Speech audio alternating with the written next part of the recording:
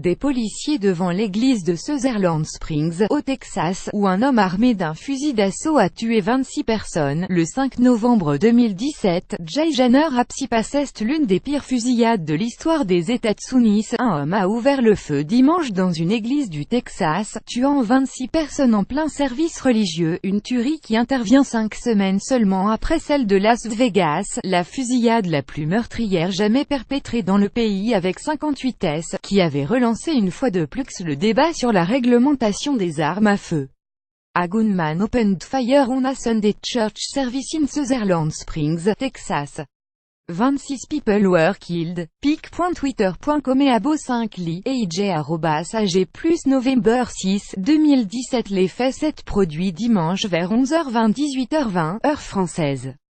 Un jeune homme blanc âgé d'une vingtaine d'années, tout de noir vêtu, armé d'un fusil d'assaut et portant un gilet pare-balles, a ouvert le feu sur la First Baptist Church de Sutherland Springs, un hameau rural du Texas de 400 habitants, ont rapporté les autorités locales. Il a ensuite poursuivi carnage à l'intérieur de l'église, en plein service religieux, avant d'être pris à partie par un habitant, qui a saisi fusil. L'homme a réussi à prendre la fuite mais a été retrouvé dans véhicule peu après, sans que l'on sache s'il s'est suicidé ou si quelqu'un lui a tiré dessus. Carte de localisation de Sutherland Springs, au Texas, Maps 4 News. Le tueur serait un ex-militaire de 26 ans. Les autorités n'ont pas communiqué identité, et ses motivations restent inconnues à ce stade. Selon plusieurs médias américains, il s'agit d'un ex-militaire de 26 ans, renvoyé de l'armée de l'air après un passage en cour martiale en 2014, qui vivait en périphérie de San Antonio, une des grandes villes du Texas à une cinquantaine de kilomètres de là. À ce stade, il y a 26 vies qui ont été perdues. Nous ne savons pas si ce bilan va s'aggraver ou pas, a déclaré devant la presse le gouverneur du Texas Greg Abbott, évoquant « la pire fusillade de masse dans l'histoire de l'État ». Une vingtaine de personnes ont été blessées. Les victimes âgées de 5 à 72 ans.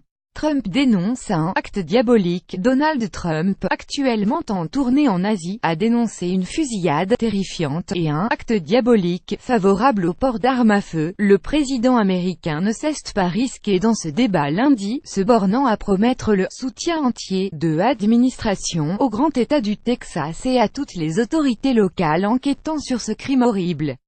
May God be with the people of Sutherland Springs, Texas. The FBI law enforcement are on the scene. I am monitoring the situation from Japan. Donald J. Trump @real Donald Trump November 5, 2017. Nous avons le cœur brisé. Nous nous rassemblons, nous unissons nos forces, à travers les larmes et notre chagrin nous restons forts, a-t-il déclaré depuis Tokyo. Les mots nous manquent pour exprimer la peine et la douleur que nous ressentons tous, a-t-il ajouté. Plus tôt dans la journée, il avait tweeté « Que Dieu soit avec les gens de Sutherland Springs, Texas ». Obama appelle à des mesures concrètes, comme lors de tant d'autres fusillades avant celle-ci. Les démocrates ont profité de l'occasion pour renouveler les appels au contrôle des armes à feu, une question brûlante dans un pays qui considère le droit de porter des armes comme presque sacré. Dénonçant un acte de haine, l'ex-président Barack Obama a déclaré « Que Dieu nous accorde aussi à tous la sagesse de nous demander quelles mesures concrètes nous pouvons prendre pour réduire la violence et les armes parmi nous. We grieve with all the families in Sutherland Springs harmed by this act of hatred, and will stand with the survivors as they recover. Barack Obama Barack Obama November 6, 2017. May God also grant all of us the wisdom to ask what concrete steps we can take to reduce the violence and weaponry in our midst. Barack Obama Barack Obama November 6, 2017. Non seulement Jay l'a dans l'âme, mais plus que ça, je suis en colère, a réagi la sénatrice démocrate Elizabeth Warren. I'm heartsick for the victims, families, community of Sutherland Springs, but I'm more than heartsick, I'm angry. Elizabeth Warren @CNwarren November 5, 2017. Thoughts prayers are not enough. GOP. We must end this violence. We must stop these tragedies. People are dying while you wait. Elizabeth Warren @CNwarren November 5, 2017. Plus de 33 000 décès liés aux armes à feu chaque année. C'était n'est pas la première dans un lieu de culte. En juin 2015, Dylann Roof, un partisan de la suprématie blanche, avait tué 9 paroissiens dans l'église de l'Emmanuel à Charleston, en Caroline du Sud, symbole de la lutte des Noirs contre l'esclavage. Il a été condamné à la peine capitale en janvier. Chaque année, plus de 33 000 décès liés aux armes à feu recensés aux États-Unis, dont 22 000 suicides, selon une récente étude. Le débat sur la réglementation des armes, particulièrement conciliante, est relancé à chaque fusillade d'ampleur.